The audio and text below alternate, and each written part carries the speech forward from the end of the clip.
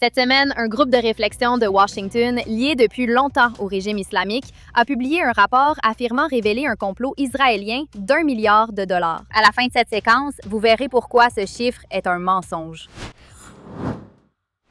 Bienvenue dans Axis of Truth. Je suis Emily Schrader et cette semaine, le Quincy Institute a publié un rapport intitulé Eighth Front, prétendant révéler une opération d'influence israélienne d'1 milliard de dollars aux États-Unis. Je veux vous expliquer ce que contient vraiment ce document. Car une fois que vous verrez les preuves ou leur absence, et quand vous saurez qui est derrière cette initiative, tout prendra bien plus de sens. Nous allons commencer par le chiffre lui-même. 1 milliard de dollars paraît accablant, mais les notes de bas de page admettent que le rapport ne peut retracer cet argent et que ce chiffre est seulement probable. Oui, le Quincy Institute a mélangé des budgets futurs proposés qui n'ont même pas encore été dépensés avec des budgets de programmes de diplomatie publique mondiale couvrant des dizaines de pays et des plafonds contractuels maximum qui n'ont jamais été entièrement versés. Puis ils ont tout rassemblé dans un chiffre sensationnel pour le titre d'un rapport de propagande. Tout cela en sachant pertinemment que c'est une façon incroyablement inexacte et non éthique de construire un rapport soi-disant académique. Mais passons au point suivant de ce rapport. La FARA exige qu'une entreprise américaine engagée légalement par un gouvernement étranger pour des activités de diplomatie ou de lobbying fasse une déclaration conformément à la loi sur l'enregistrement des agents étrangers. Le public américain puisse le voir noir sur blanc. Pour Israël et des dizaines d'autres alliés démocratiques, il s'agit de programmes d'échange culturel, de publicité payante et de sensibilisation religieuse, et d'autres activités légales. Cela n'implique pas de soudoyer des politiciens, ni de contrôler les récits médiatiques, ni d'activités illégales. La FARA est une loi de divulgation à laquelle se conforment tous les pays respectueux de la loi. Pourtant, Quincy prend chacun de ses contrats déposés publiquement, entièrement légaux et dûment enregistrés par Israël, et les présente comme la preuve d'une vaste machine d'influence secrète. Alors qu'en réalité, le fait que toute activité impliquant le gouvernement israélien soit déclarée publiquement prouve le contraire. Il manipule même les chiffres pour faire croire que des influenceurs américains sont payés pour défendre certaines politiques sans aucune preuve. Selon la logique du Quincy Institute, si Israël ne déclare pas quelque chose, ce seraient les méchants sionistes qui conspirent pour manipuler l'opinion publique américaine. Et si Israël déclare exactement comme la loi l'exige, d'une façon ou d'une autre, c'est aussi vu comme une preuve du complot. Bienvenue dans la logique des ennemis d'Israël. Ce rapport se contredit sur un point basique, consacrant des dizaines de pages à présenter la diplomatie publique d'Israël comme une force dominante ayant façonné l'opinion américaine de longue date. Puis, dans ce même rapport, il cite sondage après sondage après sondage, montrant que le soutien américain à Israël diminue depuis des années dans tous les groupes qu'ils ont étudiés, y compris chez les évangéliques et les jeunes républicains. Encore une fois, Israël et les Juifs sont tout-puissants et manipulateurs, mais en même temps, Israël est en train de perdre et est incompétent. Comment les deux peuvent-ils être vrais à la fois? Eh bien, le Quincy Institute ne veut vraiment pas que vous y réfléchissiez. En fait, ne faites absolument pas attention au fait qu'il n'existe aucun dossier de 100 pages sur l'influence étrangère du Qatar en Amérique, en particulier sur ses campagnes d'influence illégales et non déclarées. Non. Non. Le Quincy Institute, fondé par la porte-parole de la République islamique et de Washington, Trita Parsi, garde le silence sur l'utilisation d'Al Jazeera par le Qatar, par exemple, l'un des réseaux financés par l'État les plus regardés au monde pour promouvoir le terrorisme islamiste. Il garde aussi opportunément le silence sur les campagnes de subversion du régime islamique en Iran qui s'étendent aux médias et aux réseaux sociaux dans plusieurs langues. Mais l'une des choses les plus scandaleuses que fait ce rapport, c'est qu'il qualifie des groupes américains comme l'AIPAC de soi-disant indépendants, ce qui est manifestement faux et constitue encore une allusion à ces stéréotypes de double loyauté. C'est un fait que l'AIPAC est entièrement financé par des citoyens américains et ne reçoit aucune directive du gouvernement israélien. Donc, ce que Quincy dit vraiment, c'est que tout soutien américain à Israël n'est pas considéré comme authentique, ce qui, comme expliqué, est l'un des plus vieux stéréotypes antisémites. Et est-ce vraiment surprenant? La dernière chose à savoir sur ce rapport, c'est que le Quincy Institute a été cofondé par Trita Parsi, qui a également cofondé le Conseil national iranien-américain. C'est une organisation que les dissidents iraniens accusent depuis des années de servir de lobby pour le régime en Iran. Le Quincy Institute a aussi menti au auparavant, tentant de répandre le faux mythe selon lequel les voix pro-israéliennes seraient payées 7 000 $ pour promouvoir Israël. Ils ont tout inventé. C'est là, avec la loi d'autorisation de la défense nationale, visait à fusionner l'armée américaine avec Israël. Ils créent souvent de grandes théories du complot erronées impliquant systématiquement Israël. Tout cela venant d'une organisation fondée par une personne liée au régime islamique. Maintenant, dites-moi, que pensez-vous vraiment qu'il se passe avec ces allégations? Et puisqu'on parle de ce que le régime fait vraiment, parlons de ce que Téhéran a lui-même admis faire sur le sol britannique cette semaine. De récents rapports révèlent que la République islamique a été surprise à envoyer des agents secrets présumés en Grande-Bretagne via la Manche. En fait, les autorités britanniques ont intercepté des agents liés au renseignement du régime islamique arrivant sur de petites embarcations grâce aux drones et tours de surveillance dotés d'IA du ministère de l'Intérieur. C'est objectivement effrayant. Mais le problème, c'est que la République islamique facilite déjà le passage des migrants qui vivent déjà, par exemple en France, en échange de faveurs, une fois que ces mêmes migrants arrivent en Angleterre. En d'autres termes, Téhéran ne se contente pas de déplacer ses propres agents. Il s'achète un moyen de pression futur sur des gens ordinaires avant même qu'ils ne mettent un pied au Royaume-Uni. C'est de l'infiltration. Ce week-end, The Telegraph a rapporté que des responsables du régime ont dit à The Telegraph que certaines routes de traite d'êtres humains entre le Moyen-Orient et la Manche appartiennent en réalité au corps des gardiens de la Révolution islamique, plus précisément par l'unité 700 des gardiens de la Révolution islamique. C'est la branche logistique de la force Al-Quds des gardiens de la Révolution islamique, la même unité liée à la fourniture d'armes et de financement au Hamas et au Hezbollah, et aux Houthis au Yémen. Cela signifie que l'infrastructure qui arme les groupes terroristes à travers le Moyen-Orient est exactement la même infrastructure qui fait maintenant venir des personnes à Londres, et pas par bonté de cœur. Un responsable iranien a déclaré explicitement au journal de Télégraphe que Téhéran avait déjà des personnes positionnées à Londres, attendant des instructions. Il s'est même vanté que le régime n'avait pas besoin de missiles pour rendre la ville dangereuse. Mais réfléchissez à ce qui se passe. Pourquoi le régime l'admettrait-il maintenant? Regardez ce qui se passe dans le monde. Quelques jours avant cette histoire, des bombardiers B-1 américains ont quitté la base RAF Fairford pour frapper des cibles iraniennes, une première sous le premier ministre Andy Burnham. Et le régime a répondu en jurant d'attaquer directement cette base. Cet aveu a été fait pour menacer le public britannique. Et il ne bluffe pas non plus. Malheureusement pour la République islamique, il pense que ces menaces signifient que l'Occident va ou devrait reculer. Mais ce que le régime montre en réalité, c'est qu'il représente une menace pour chaque citoyen d'Europe et des États-Unis et qu'il n'y a pas d'autre option qu'une défaite totale du régime islamique en Iran. Et cette défaite totale ne se joue pas seulement à Téhéran ou Londres, car le régime a discrètement créé un autre front.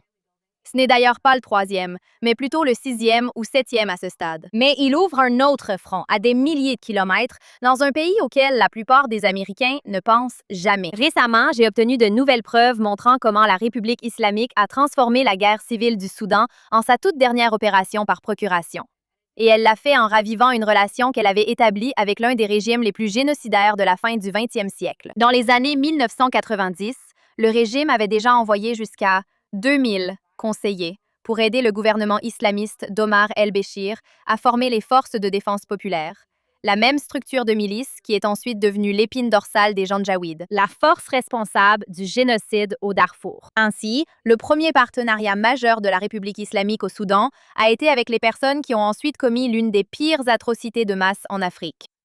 En octobre 2023, quelques mois après le début de la guerre civile au Soudan, le régime a rétabli ses relations diplomatiques avec les autorités pro-armées à Khartoum. Désormais, en quelques semaines, un avion cargo iranien sanctionné, que le Trésor américain avait déjà identifié comme une navette d'armes du CGRI vers la Syrie, a commencé à atterrir à plusieurs reprises à Port-Soudan. En janvier de l'année suivante, des images satellites montraient un drone de combat iranien, Mohajer 6, stationné sur le tarmac de la base aérienne de Wadi Saïdna. Désormais, Human Rights Watch a également confirmé que l'armée soudanaise utilisait ces drones. Les habitants ont aussi expliqué comment ces drones ont soudainement permis à l'armée de mieux suivre les mouvements ennemis et corriger les tirs d'artillerie. La technologie du régime a directement influencé le champ de bataille dans une guerre qui a déjà fait des dizaines de milliers de morts. En septembre dernier, le Trésor américain a sanctionné la brigade Al-Barak bin Malik, un groupe issu directement de l'ancienne machine paramilitaire de Bachir, et a confirmé que les gardiens de la révolution iranienne lui fournissaient à la fois des armes et une formation. Le Trésor a aussi affirmé que cette brigade faisait des arrestations arbitraires et des actes de torture et d'exécution de personnes soupçonnées de soutenir l'autre camp. Ce n'est donc pas qu'une vente de drones. Il s'agit en réalité du régime qui reconstruit un escadron de la mort islamiste idéologique issu de la même lignée que ceux qui ont commis le génocide au Darfour. Pour boucler la boucle, dans cette émission, il y a quelques semaines, nous avons parlé de la façon dont les procureurs fédéraux aux États-Unis ont en fait inculpé un ressortissant iranien pour avoir négocié un accord de 70 millions de dollars pour plus de drones, Mohajer 6, ainsi que 55 000 fusées pour bombes et des millions de munitions, tout cela pour l'armée soudanaise, transitant par le propre ministère de la Défense de la République islamique et le CGRI. Mais la partie la plus glaçante de tout cela, c'est ce que le Wall Street Journal a rapporté en mars 2024. Le régime a tenté d'obtenir une base navale permanente sur la côte soudanaise de la mer Rouge, ce qui aurait constitué un point d'appui permettant à Téhéran de surveiller chaque navire se dirigeant vers le canal de Suez et vers Israël. À l'époque, le Soudan a refusé, mais pensez à ce que cela implique vraiment. Le régime n'essaie pas seulement de gagner une guerre civile au Soudan. Il tente de planter un drapeau sur la rive ouest de la mer Rouge pour étrangler le trafic maritime israélien et occidental par un axe entièrement nouveau. Mais tout n'est pas noir. Le mois dernier, une source militaire soudanaise a affirmé que l'armée renonçait à acheter davantage d'armes iraniennes pour améliorer ses relations avec Washington et aussi Riyad. Mais même si c'est vrai, cela ne change pas ce qui s'est passé. Un risque sérieux persiste. La réalité, c'est que les drones font déjà partie de l'inventaire du Soudan. Les opérateurs sont déjà formés et la milice islamiste est clairement déjà armée. C'est le même scénario que le régime a utilisé au Liban et au Yémen. Trouver un État en ruine, armer quiconque est assez désespéré pour accepter ses armes, puis achetez-vous une place permanente à la table longtemps après que les armes se soient tues. Passons à notre rubrique du bon, du mauvais et du lait. Malheureusement, nous devons débuter par un sujet qui nous touche de bien plus près que le Soudan ou Londres. New York City. La sale histoire de cette semaine concerne le maire de New York, Zoran Mamdani, et sa réaction, ou plutôt son hypocrisie, après qu'un homme criant Allah Akbar ait poignardé 2 hommes près d'une synagogue dans l'Upper West Side. Une victime était un juif se rendant prier pour Tisha B'Av.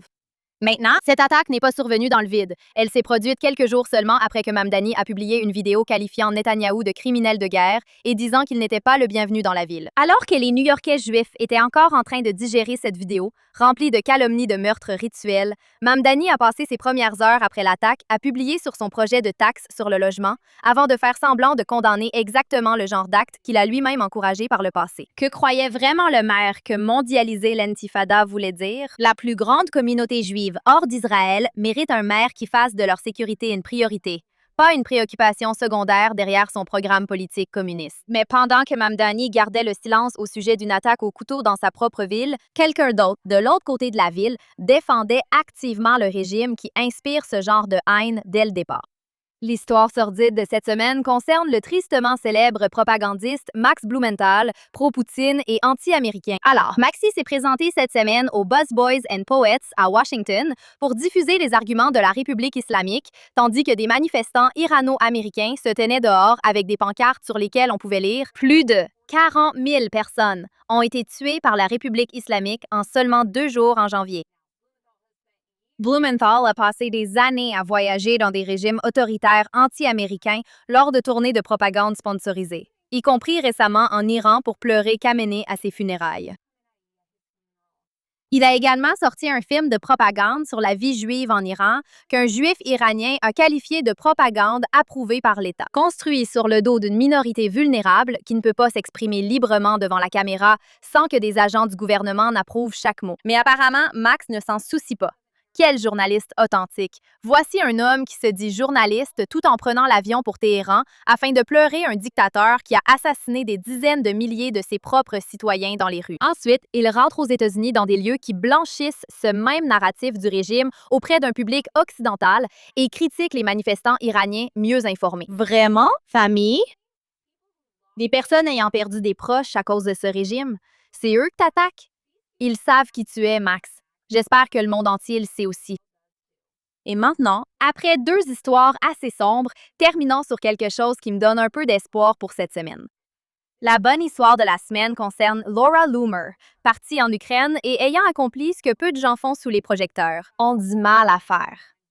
Elle a reconnu son erreur. Loomer a longtemps répété des arguments du Kremlin sur Zelensky et la guerre en Ukraine. Cette semaine, elle s'est rendue en Ukraine et a vu une fosse commune de civils tués par les forces russes. Et elle a admis à ses millions d'abonnés qu'elle avait vécu dans une bulle de propagande russe pendant plusieurs années. Elle a aussi rencontré des responsables ukrainiens chargés des échanges de prisonniers de guerre, qui lui ont montré des documents médicaux concernant des soldats ukrainiens revenus de captivité. Certains y avaient des croix gammées gravées sur le front par les forces russes. Elle s'est même entretenue avec Zelensky et l'a interviewé. Maintenant, Loomer a même dit qu'elle ne supprimerait pas ses anciens messages parce qu'elle veut en fait que les gens voient jusqu'où elle avait été entraînée. Et c'est la partie que les Américains doivent vraiment comprendre ici. Il s'agissait d'une campagne de subversion étrangère délibérée et c'en est toujours une. Cela fonctionne comme prévu et cela a déjà marché avec Laura, une voix influente de la droite américaine. Il continue aujourd'hui par divers moyens. Tout mon respect à Laura Loomer pour avoir reconnu son erreur, pour avoir assumé ses responsabilités et pris des mesures concrètes pour corriger ses actes passés. Et c'est tout pour notre émission de cette semaine. Mais avant de partir, plus tard cette semaine, nous aurons une interview exclusive à ne pas manquer sur l'Iran avec l'honorable Bijan Kian, le président de l'Institute for Voices of Liberty. Il sera avec nous pour parler de ce qui se passe actuellement en Iran, des tensions entre l'armée et les gardiens de la révolution, ainsi que de nombreux sujets rarement abordés dans les médias occidentaux. N'oubliez pas de vous abonner à JNS et de rester à l'écoute. Merci d'avoir suivi Access of Truth sur JNS.